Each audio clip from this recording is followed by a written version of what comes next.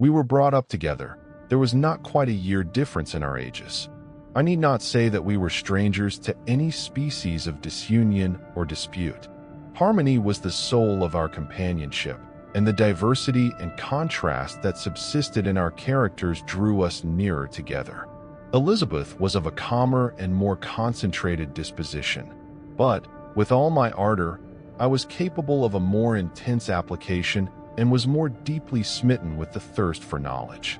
She busied herself with following the aerial creations of the poets, and in the majestic and wondrous scenes which surrounded our Swiss home, the sublime shapes of the mountains, the changes of the seasons, tempest and calm, the silence of winter, and the life and turbulence of our alpine summers.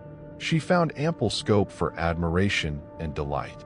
While my companion contemplated with a serious and satisfied spirit the magnificent appearances of things, I delighted in investigating their causes.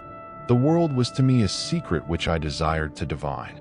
Curiosity, earnest research to learn the hidden laws of nature, gladness akin to rapture, as they were unfolded to me, are among the earliest sensations I can remember.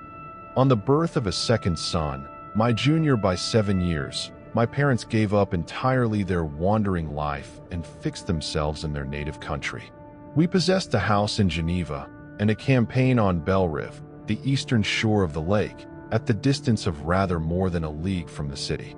We resided principally in the latter, and the lives of my parents were passed in considerable seclusion. It was my temper to avoid a crowd and to attach myself fervently to a few. I was indifferent, therefore, to my schoolfellows in general, but I united myself in the bonds of the closest friendship to one among them. Henry Clerval was the son of a merchant of Geneva. He was a boy of singular talent and fancy. He loved enterprise, hardship, and even danger for its own sake. He was deeply read in books of chivalry and romance. He composed heroic songs and began to write many a tale of enchantment and knightly adventure. He tried to make U.S. act plays and to enter into masquerades, in which the characters were drawn from the heroes of Roncesvalles, of the Round Table of King Arthur, and the chivalrous train who shed their blood to redeem the Holy Sepulchre from the hands of the infidels. No human being could have passed a happier childhood than myself. My parents were possessed by the very spirit of kindness and indulgence. We felt that they were not the tyrants to rule our lot according to their caprice, but the agents and creators of all the many delights which we enjoyed. When I mingled with other families, I distinctly discerned how peculiarly fortunate my lot was, and gratitude assisted the development of filial love. My temper was sometimes violent, and my passions vehement, but by some law in my temperature they were turned not towards childish pursuits, but to an eager desire to learn, and not to learn all things indiscriminately. I confess that neither the structure of languages, nor the code of governments, nor the politics of various states possessed attractions for me. It was the secrets of heaven and earth that I desired to learn, and whether it was the outward substance of things or the inner spirit of nature and the mysterious soul of man that occupied me, still my inquiries were directed to the metaphysical, or in its highest sense, the physical secrets of the world. Meanwhile, Clerval occupied himself, so to speak, with the moral relations of things. The busy stage of life, the virtues of heroes, and the actions of men were his theme, and his hope and his dream was to become one among those whose names are recorded in story as the gallant and adventurous benefactors of our species. The saintly soul of Elizabeth shone like a shrine-dedicated lamp in our peaceful home. Her sympathy was ours, her smile, her soft voice, the sweet glance of her celestial eyes, were ever there to bless and animate us. She was the living spirit of love to soften and attract.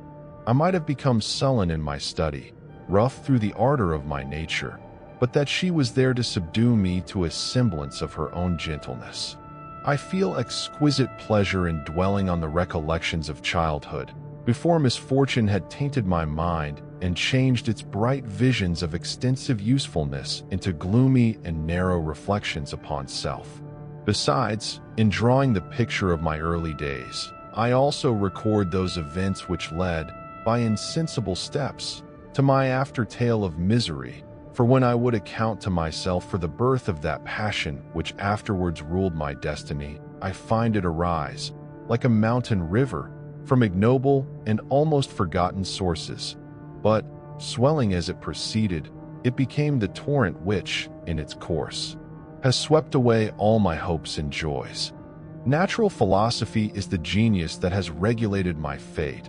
I desire, therefore, in this narration, to state those facts which led to my predilection for that science. When I was 13 years of age, we all went on a party of pleasure to the baths near Thonon. The inclemency of the weather obliged us to remain a day confined to the inn. In this house, I chanced to find a volume of the works of Cornelius Agrippa. I opened it with apathy. The theory which he attempts to demonstrate and the wonderful facts which he relates soon changed this feeling into enthusiasm. A new light seemed to dawn upon my mind, and bounding with joy, I communicated my discovery to my father. My father looked carelessly at the title page of my book and said, "Ah, Cornelius Agrippa. My dear Victor, do not waste your time upon this. It is sad trash." If, instead of this remark, my father had taken the pains to explain to me that the principles of Agrippa had been entirely exploded and that a modern system of science had been introduced which possessed much greater powers than the ancient, because the powers of the latter were chimerical, while those of the former were real and practical. Under such circumstances, I should certainly have thrown Agrippa aside and have contented my imagination, warmed as it was, by returning with greater ardor to my former studies. When I returned home, my first care was to procure the whole works of this author, and afterwards of Paracelsus and Albertus Magnus. I read and studied the wild fancies of these writers with delight. They appeared to me treasures known to few besides myself. I have described myself as always having been imbued with a fervent longing to penetrate the secrets of nature. In spite of the intense labor and wonderful discoveries of modern philosophers, I always came from my studies discontented and unsatisfied. Sir Isaac Newton is said to have avowed that he felt like a child picking up shells beside the great and unexplored ocean of truth. The untaught peasant beheld the elements around him and was acquainted with their practical uses. The most learned philosopher knew little more. He had partially unveiled the face of nature, but her immortal lineaments were still a wonder and a mystery. He might dissect, anatomize, and give names, but, not to speak of a final cause, causes in their secondary and tertiary grades were utterly unknown to him. I had gazed upon the fortifications and impediments that seemed to keep human beings from entering the citadel of nature, and rashly and ignorantly I had repined. But here were books, and here were men who had penetrated deeper and knew more. I took their word for all that they averred, and I became their disciple. Under the guidance of my new preceptors, I entered with the greatest diligence into the search of the philosopher's stone and the elixir of life, but the latter soon obtained my undivided attention. Wealth was an inferior object, but what glory would attend the discovery if I could banish disease from the human frame and render man invulnerable to any but a violent death? Nor were these my only visions. The raising of ghosts or devils was a promise liberally accorded by my favorite authors, the fulfillment of which I most eagerly sought. And if my incantations were always unsuccessful, I attributed the failure rather to my own inexperience and mistake than to a want of skill or fidelity in my instructors. And thus for a time I was occupied by exploded systems, mingling, like an unadept, 1,000 contradictory theories and floundering desperately in a very slough of multifarious knowledge, guided by an ardent imagination and childish reasoning, till an accident again changed the current of my ideas. When I was about 15 years old, we had retired to our house near Belrive, when we witnessed a most violent and terrible thunderstorm. It advanced from behind the mountains of Jura, and the thunder burst at once with frightful loudness from various quarters of the heavens. I remained, while the storm lasted, watching its progress with curiosity and delight. As I stood at the door, on a sudden I beheld a stream of fire issue from an old and beautiful oak which stood about 20 yards from our house. And so soon as the dazzling light vanished, the oak had disappeared, and nothing remained but a blasted stump. When we visited it the next morning, we found the tree shattered in a singular manner. It was not splintered by the shock, but entirely reduced to thin ribbons of wood. I never beheld anything so utterly destroyed. Before this, I was not unacquainted with the more obvious laws of electricity.